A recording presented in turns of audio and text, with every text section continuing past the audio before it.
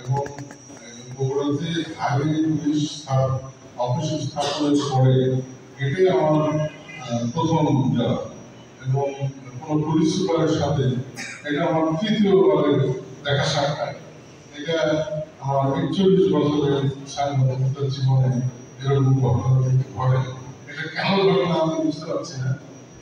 সজল, তোমাকে আমি অভিনন্দন জানাই এবং আমার খুবই ভালো লাগে।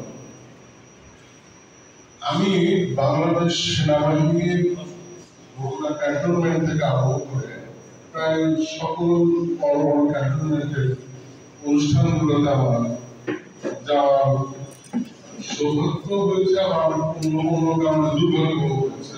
দুটাই খুবই অম্লমধুর অভিজ্ঞতা। তোমার আজকে যে অনুষ্ঠানের কম্পোজ, আশা করি আমাদের মাননীয় প্রধান অতিথি, বিশেষ অতিথিবৃন্দ এবং যেখানে উপস্থিত আছেন এবং সকল উপজেলা সাংবাদিক ফোরামে নবনির্বাচিত এবং অভিষিক্ত ফুলে ফুলে অভিষিক্ত নেতা এবং নির্বাহী সদস্যবৃন্দ, এটা কিন্তু তোমাকে মনে রাখবে এবং তোমার কাছ থেকে আমাদের এখানে যারা উপস্থিত সকলেরই কিছু শিক্ষণীয় আছে। বিশেষ করে আমাদের পুলিশ এই দায়িত্ব থেকে আরো বড় দায়িত্ব যারা আমাদের